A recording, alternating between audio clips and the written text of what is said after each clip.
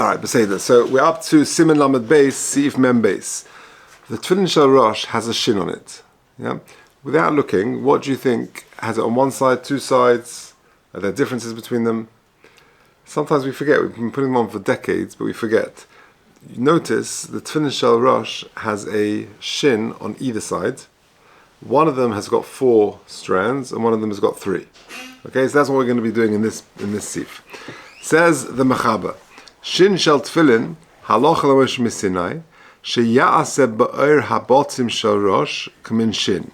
We make from the leather, the skin of the animal on the bottom of the Shel Rosh, we make kamin Shin. We fashion out the letter Shin by lettes mikimte ha'or, from the leather of the skin.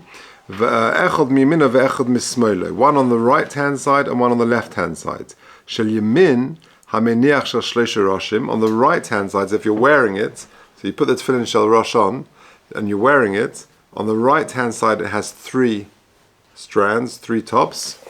V'shel small hameniach shel arba roshim. It has 4. Right?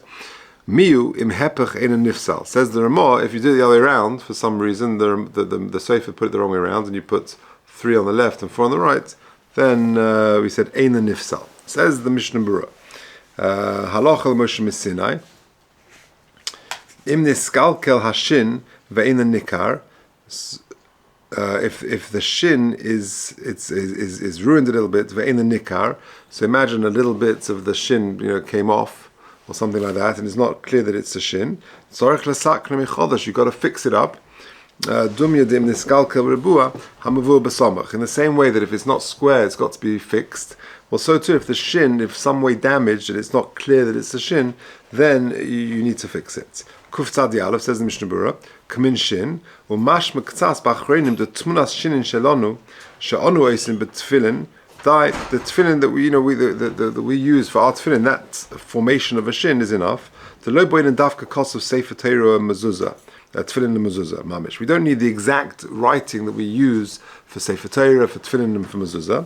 And a dugma, it's just a dugma. It's to have a shin of whatever form. However, minhag hasofrim kayom be'ezek mekomes lahadev lasosin b'chtav ashuris mamish. However, the minhag in our places is to do it properly with the ksav ashuris. So here you go. So you've got the shin on the side of the tefillin. It's written in ksav ashuris, like you would find it in the Sefer Torah and tefillin and mezuzahs. Okay, but boiletes kuftadi base, it's got to be sort of sticking out. Ve'imosa hashin beklaf acher ve'hidbik bedevek alabayis posel. If you take a little sort of a thin piece of paper and you write the shin on it and then you impress it on, it's no good through with the glue. Now there's an interesting note. If you look at 233 of a tam hadovar.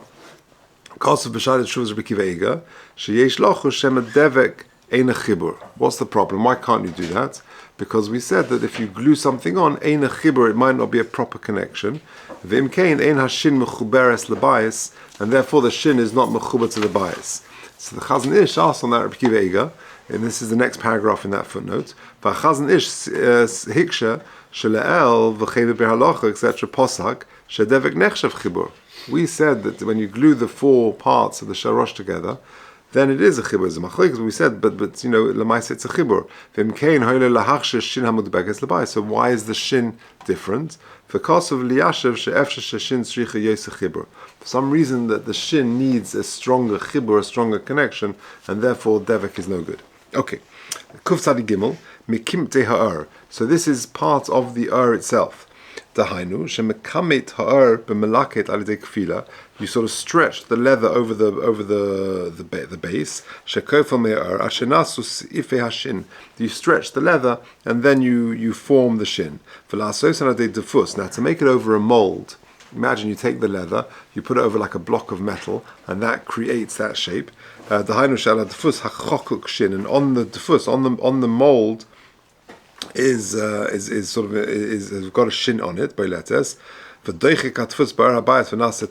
you put the leather on the mold until it hardens, and you've got your shin. It's implied from the Taz and the Magen Avram that it's best not to do that. On the contrary, this is a better hidur.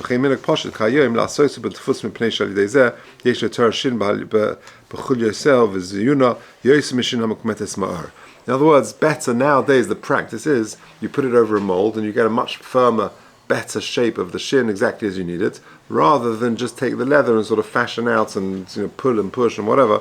So that seems to be the preference. Shel yamin haminiach. Now, you put the three-pronged shin is on the right of the person who's wearing it. Says the Mishnah Berurah, ve'in chiluk b'zeh bein itzel la'acher. No difference if you're a right-handed person or a left-handed person. The three-pronged shin is still going to be on the right, facing out when you're wearing it. Tabossi yamina small da'alma azlinon.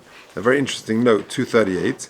Hainu, shemasha isim shin shel arba roshim misad small. That which we do the four-pronged shin on the left-hand side, ein ze mishum shum mismal haminiach.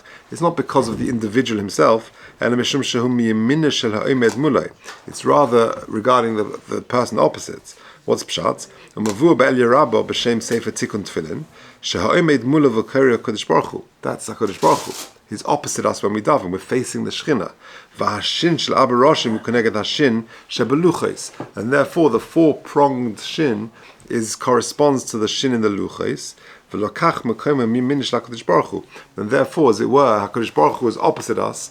The four-pronged shin is on his right, as it were, and that corresponds to the shin of the luchos. This is what the Eli Rabbah says. V'lokach mekomah mimin shel HaKadosh Baruch Hu. K'dichsiv miyamino eish dos lomai. That's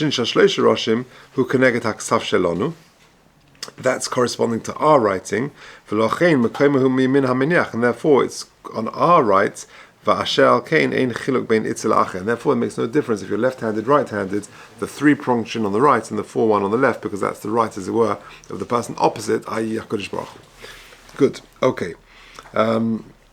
Kuf Tzadi Hey, let's just finish off the Mishnah Berurah on this sif. Ein nifsel. Avalim also b'shnei hatzodim rak shin shel shleish roshim arba posel. But if you get it wrong and you do two lots of three-pronged shin on either side or two lots of four-pronged shin, then it's no good. V'chol shkenim chis legamre shin echod. And certainly if you miss out one shin on the Tefillin shel Rosh, then the Tefillin apostle. Okay. Mem Gimel. Says the Mechaber, choritz shel shin the hainu chuda. The bottom of the shin, the point of the shin, should reach the bottom of the tefillin. Right? Says the Mishnah Berurah, bein dimin, bein dismal, both the shin on the right and the left. Yagia dahainu ad hatitayra mamish. It should reach until the titayra. However, ubedieved kasha afilu lo yagia kol sheyesh surah shin olav. So it's got it over here. The base of the shin should reach the titayra, which is this part. This is called the titayra. So exactly like it is here on both sides. If it goes, it stops and you think you got it a bit wrong, then so long as it looks like a shin, then b'diavad, then you're okay. Carrying on the Ramah, v'chein hayud shebashin. The yud shebashin means this bit, the middle strand. The yud shebashin, the middle bit, tzorich liga lematza b'shulei hashinin, v'lo yimshech hashin harbe. So two things there. Number one, the yud of the shin should stretch down to the bottom, right? And the whole shin shouldn't drop down too much. But because the bottom should be on the tefer, on the bottom of the box there, the top of the titayra. Says the Mishnah Berurah, Kuf Tzadiches, Hayud Shebeshin. They differentiate between the right hand shin and the left one. On the left one,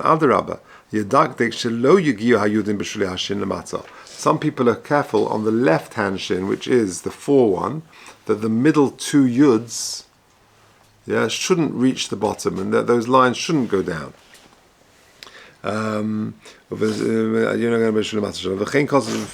אבל המוגן אברהם פוסק דאין לחלק בין הימני לשמאלי ושמאלי בעינן ששני יודין יונגן למטה בשוליה. They say that the yuds should go all the way down to the bottom. וכן כוסף הפרימגודים דכן רואי לעשות. So exactly like it is here, that the middle two strands of the shin should go all the way to the bottom. וכן כוסף ברק יוסף בשם מהרי עין שם וכן פוסקו שערי אחרונים. עוד כוסף הפרימגודים דהיר שיהיה על השינן צורס יודין ולא יכוון פשוטים בעלמה. There should be, can you see, there shouldn't just be 3 lines or 4 lines on this side, just like in the shape of a shin, but it should be the tzura of a yud. It should be, there should be a proper yud on the top, not just lines going down. He's actually got a picture of it. Ellie, if you look on page 208, that's what it's referring to. If you can see here, it shouldn't be like that. Can you see? The shin, just like lines going down, there should be the yud at the top of it. Okay. Kuf tzadites, liga lemata, to belav hochi ein shem shin, because if it doesn't go all the way down, it's not really a shin. V'le kuvahu, v'afilu b'diavad, the shin smali on the left hand side, im echod negeh, v'echod ein negeh, posel. If one of the two of the, on the 4-1, where the two middle ones are the yudin, if one reaches and one doesn't reach, then it's posel. V'ayim v'behalacha. Shegam shuli hashin, rotzu loima, chudeihen shel hashin, and the points of the shin, v'atam tzorach she'kol hashin nira. You've got to see the whole shin. And interestingly, why? Because Shem Hashem Nikra, what's the Rosh Tevas of Shem Hashem Nikra? Shem Hashem Nikra, Rosh Tevas Shin. And therefore, that's got to be a clear shin. It's got to be visible to be Mekayim, the pasuk of Ro Kol Ameretz Ki Shem Hashem Nikra, Rosh Tevas Shin. Over the Evadim Nichnas Ma'at LeToichat Torah. If a bit of the shin goes into the Torah, At She'einu Al Yidei Zeh Tmuna Shin Karoy Tzorechiyun V'Ayim Bebeh Halacha. Okay, that's the end of Mem Gimel.